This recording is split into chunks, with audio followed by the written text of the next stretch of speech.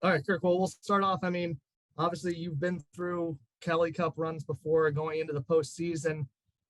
This one a little bit special though. First time in a couple of years, Royals are going in because of circumstances, not because of what's been going on the ice. But just what's your excitement level as the Kelly Cup playoffs get started this week? Yeah, obviously pretty excited. Like coming to practice today, there was a great energy with the group. Like you said, it's been a while.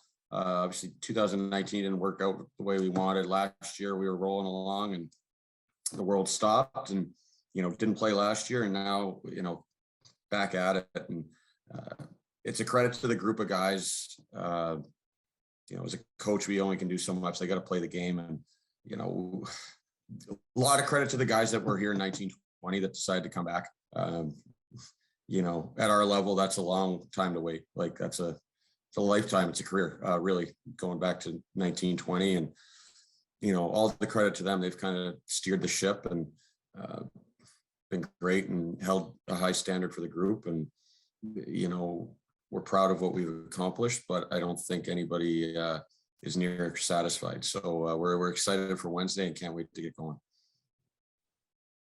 Do you and any of the players that were here use that as bulletin board material, or at that point that's so far back that it's just, we're going to the postseason for the first time in a long time? Yeah, I mean, I think more it's like, hey, like we got back to where we need to be from 2020, and more, right? Like we were 5 points behind Newfoundland in 2020 when everything shut down. Like now we're a first place team. And we take a lot of pride in that. Like we not barely, but we spend a lot of the year without an NHL contracted affiliated goalie. By and large, we had Millie or McFadden on the back end as contracted D. That was it. And we've had Morrison and basically Morrison, and we just got Solnier for like the last 8 games, right? Like, we just finished first place in Newfoundland, and Trois-Rivières got the 2 richest teams in the game financed some of their contracts, and we got a lot of pride and that we did that, but we still got 16 games to win. We got to it starts Wednesday, and it is both. I think for us it's a little bit like, hey, I don't think anybody respects us still, to be honest. We're Reading, we're not Florida, we're not Fort Wayne, Toledo, Newfoundland. Like everybody looks around, it's like second best team in the league, arguably the best team in the league, and we got 0 players on the all-star team. Second goal scorer, 2 guys in the top 5 in goals in the league. We can talk about it all we want, but I yet to see much respect from around the league, and we got 2 months to prove everybody else is wrong. Down the stretch of the season, obviously winning 6 of your last 7, including 3 of 4 against the team you draw in the first round. What do you take out of how your team closed out the regular season? Yeah, no, we were really good.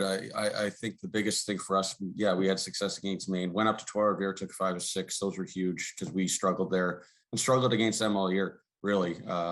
They were kind of our Achilles heel. A 9-1 loss and a 10-4 loss is nothing to hang your hat on for us. So I think we took a lot of confidence from that. And, the 3 games or the 4 games against Maine, we played well up there too. It's just one of those nights, like you're not going to win every game. And, and then we did our job this weekend. But I think without seeing Maine all year and then seeing the last 4, I think that's a positive, to get some familiarity with them going into this week's series. That familiarity, if you could just expand upon that, what did you kind of see out of them in those 4 straight games? Obviously power play, they're, really good. Although we did a good job, we didn't give a power play goal the last 4 games against them. And they like to score off the rush. They're a skilled team off the rush, but I think, if we can kind of kill the stuff, line rush plays against them, that's where we're going to have success and try and create opportunities through transition and possessing pucks in the O-zone. And, we got to do what we do. We're a high-paced team. We want to possess pucks. That's how we wear teams down. We're not overly physical, and we're not going to kid ourselves. We're not something we're not. Like that's for us. Like when we create our momentum is we have possession a lot of the game, and we wear teams down because we try and make them chase us.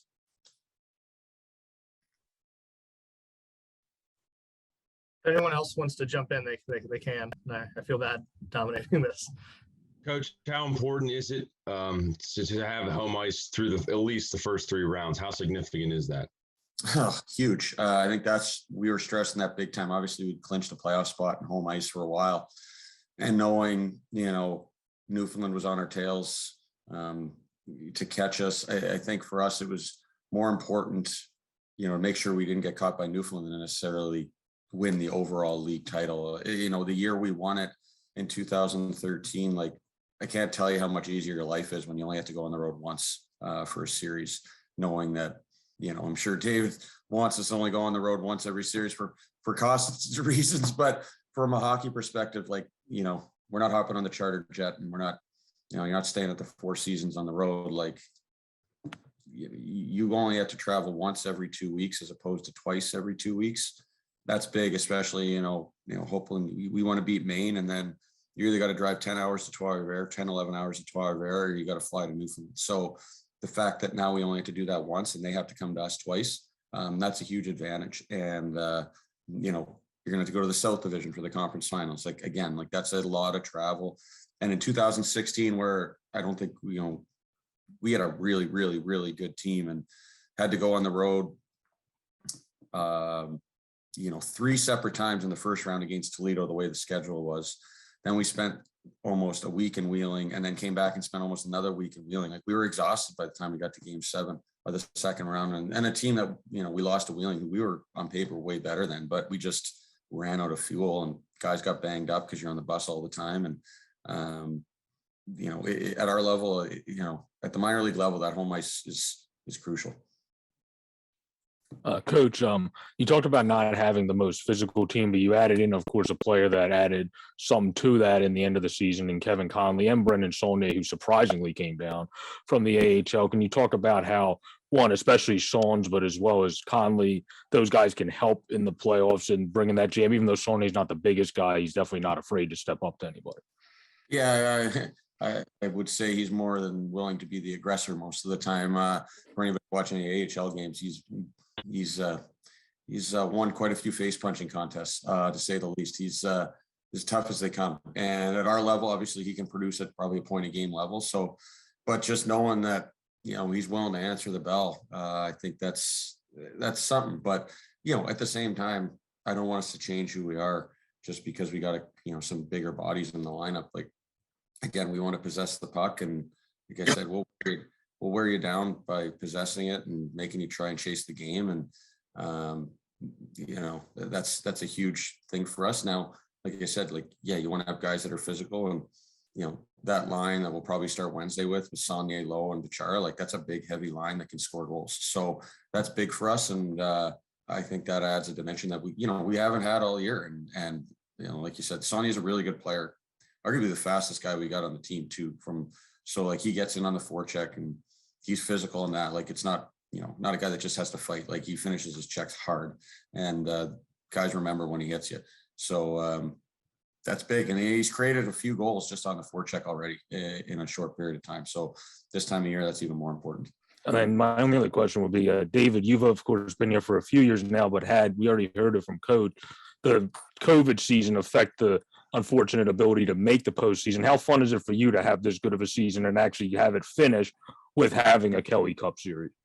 Yeah, this will be my first full year that we've had a playoff run. That obviously got shut down 2 years ago, and we were ready at that point because we had already qualified, so the staff is ready to go. So it's exciting. Everybody in the front office is ready to go, and it's been a busy day on the phone. So we're excited for Wednesday, and then to get a host for Friday night, and get the guys going.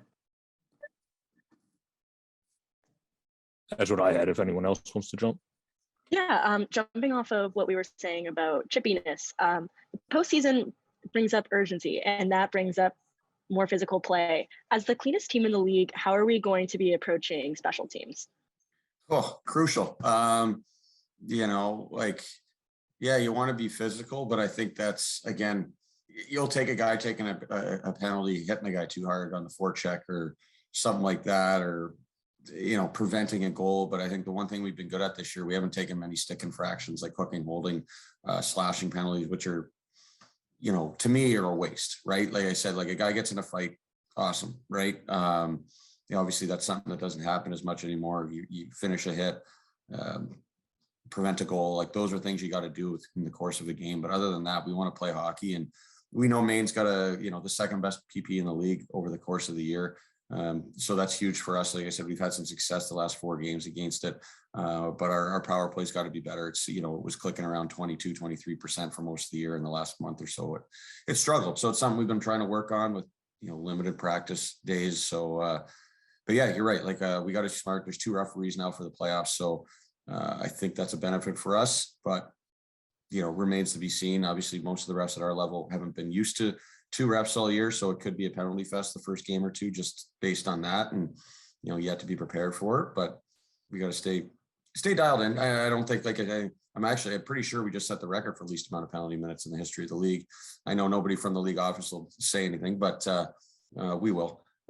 So it's something to say, that's hard to do in the coast where it can be a rodeo sometimes. So, it's a credit to the guys. Like, we've answered the bell when we've had to, but we don't take many stupid penalties.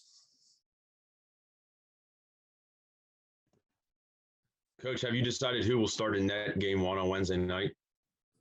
Yep. Well, are you willing to share? Let's put it that way. Nope.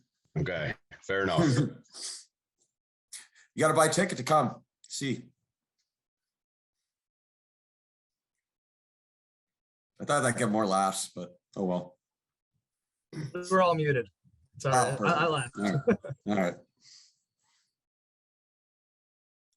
All right. Was there any final questions for head coach Kirk MacDonald or general manager David Farrar in this media availability? The only one I would have for both of you, David and Coach, would be, you talked about it, Kirk, about how you formed a team that you don't have a lot of the AHL, NHL slide guys. So that is actually a benefit rather than a deterrent, because you don't have to worry about, other than loans, is much stuff of going up and down. Can you go about how important it is to actually form a team that has a lot of guys that are great at that level, so you don't have to worry about that type of stuff? Yeah, I mean, obviously, it's one of those ones that ended up working out this year where we probably should have had more guys, and it's just been an injury fest in Philadelphia since training camp by nobody's fault. It's been a tough one, in Lehigh and Philly. So then some guys that maybe were penciled in here, credit to them, they got opportunities and took advantage of it. Hayden Hodgkin, number 1, right? Like, guy's an NHL player now because some opportunities went his way, and that's awesome. But at the same time, yeah, like, we've kind of had a, knock on wood, some continuity within our lineup that certainly helps. But I don't know, you want that continuity, but at the same time, there's guys still that are going to come back. Like, we've got 5 guys, I believe, that are on recall right now. We're going to start today when we submit our roster, only 21. So we still have 3 spots that are going to get filled over the course of our playoff run. So yeah, we are going to get some bodies that will help a lot. It's just a matter of when they show up. He's getting restless, Buddy.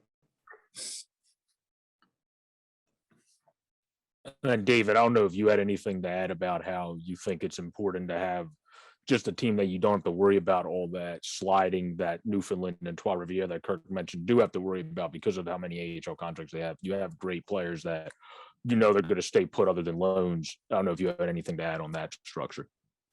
No, fortunately, that keeps Kirk up at night, not me. But say he does a hell of a job of keeping guys ready to go. And, during COVID, he worked his butt off, even in the dog days of that summer, just preparing for this year. So it's been good to see the success come, and the guys working hard, and to get so many guys back is really a credit to Kirk and James for keeping in touch and keeping those guys engaged and ready to go. Asian will play going into the postseason. Ebbs, you played them all, so go ahead. No, I mean, it's definitely nice that there's a lot of faces that have been here from the, that have gone through the grind with us, from the beginning of the year. And obviously picking up a lot of good pieces that are going to help us in the long run. And obviously picking up Gooch was a huge addition for us, as you can see. But yeah, having half our team, I actually didn't really take that into account, but it's in a league like the ECHL with moving pieces all the time. It's nice going into playoffs where a lot of the core group is the same. And, because I think that we just gel well together, and we all know, what K-Mac expects and what we expect out of each other. And this could be for either Tomas or Trevor, but Melanie talked about this with Coach, and Smalley brought out how disciplined this team was. And Coach said you guys actually broke a record, he thinks, in the most less penalty minutes in a season in the ECHL. You talk about, especially against Maine, who thrives on special teams, power plays wise. They're second, I believe, in the league. How important it is to keep that structure heading into this series, especially when Maine 5-on-5 offense is okay, but 5-on-4, I should say, is just spectacular. So how important is that for you guys? Yeah, I mean, I think that's one of K-Mac's biggest pieces is, if you take a bad penalty, he lets you hear it. So I think a lot of the guys, they understand, and we preach discipline. So obviously, I think my first year here, and Tom's too, we weren't a big penalized team either. But yeah, we know we're good 5-on-5. We think we can beat any team in the league 5-on-5. And then obviously you throw our special teams into the mix. Power play is probably, I think, middle of the pack right now in the league, and our PK, I think, is up there top 10. So, we trust both special teams, but I think our 5-on-5 is really our bread and butter when it comes down to it. Yeah, and I think that obviously, to Maine's credit, they have done well with their power play and everything, but the coaching staff harps on it as, if you win the special team battle, you're going to most likely win the game. And especially like Trevor was saying, we know that we're one of the best teams in the league 5-on-5. And so as long as we can win those special team battles against a team like that, then, we're happy with it. And then my other question would be, this team obviously has a plethora of depth in general, but in net, you guys, I think in 2013 when the Royals got there and won, they had a bunch of guys playing net. There's kind of been the same just because of the injuries with the Flyers that Coach talked about. That haven't happened, but everyone from Hansen to Flo to Usti, when he was healthy, have stepped up now to Brody Clays, who almost fought Adirondacks goaltender in game one. Can you guys talk about how good the depth is that you're being able to just find guys in net, and Coach is able to just kind of, especially with Clays, on a minute's notice, find somebody that can play a very good game for you all? Yeah, I think that game in and game out, we have trust in the back end on our goalies, and with Nagel and Usti starting the season with us, obviously two fantastic goalies, and then we've had a lot of goalies this year, but Hayden has stepped up and he's played really well, and basically anybody who goes in net for us, we know that they're going to put on a show for us and help us out on the back end, and we can only do what we can up front to help them out.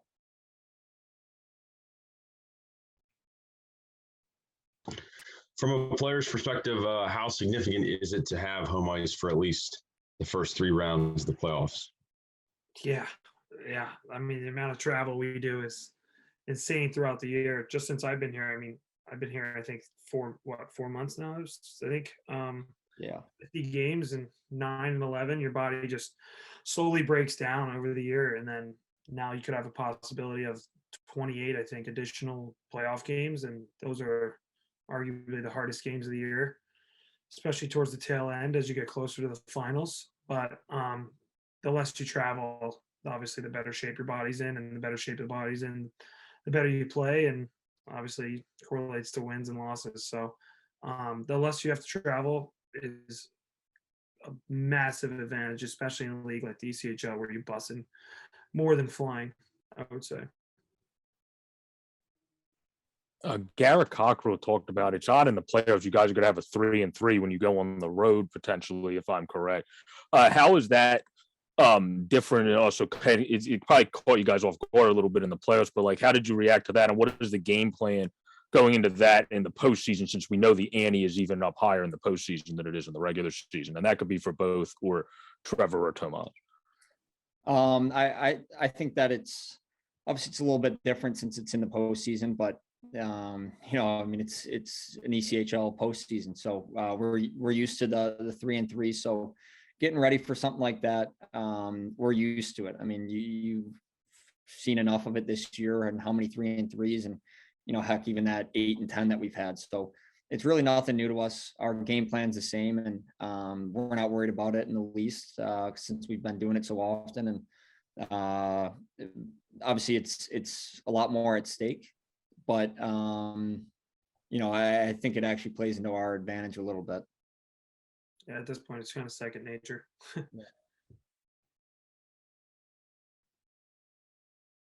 Looking back on the season, what is your favorite memory? Is it the green ice? Is it the wacky uniforms? Is it the bus rides or something else? It's definitely not the green ice. No. I think those 2 wins in Toledo, those were really good hockey games. Probably some of the best hockey I've played in a while. What else we got? Yeah, I mean, I think me personally, and I'm going to go off what Gooch said, is that Toledo game and making that trip out there was a playoff atmosphere right there. And obviously they have great fans, and it was very high intensity games. And but I loved it too, because I had, we spoke about Gooch having a bunch of family and everything at the home games here. And for me personally, I like that because I had a lot of family and friends there.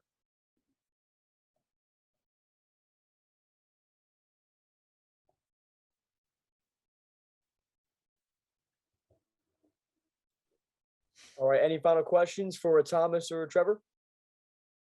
The one for Trevor was, I was surprised you didn't mention your hat tricks as some of the memories for you. Yeah, Tom's too. He had 2 of them. Yeah, you had 2 as well. Yeah, that's a good point. I thought both of you didn't mention your hat tricks. Game actually, so we get to share that one. Yeah, that was actually That was a cool one. Actually, we have to throw that in there. I think that might be above Toledo because that was fun. Yeah, that was fun. I've never heard of 2 hat tricks in one game by 2 separate people. So that was pretty cool. I mean, there were a lot of cool moments this season. And obviously you can always say just, the road trips with the guys, you're always around them and everything. And yeah, as much as sometimes we hate the bus trips, we do get a lot of laughs on the bus. And then, yeah, I mean, the green ice is definitely not up there for me or any of those ones. It kind of throws everybody off a little bit, but no, I think there's been a lot of special moments this year, and looking for a lot more.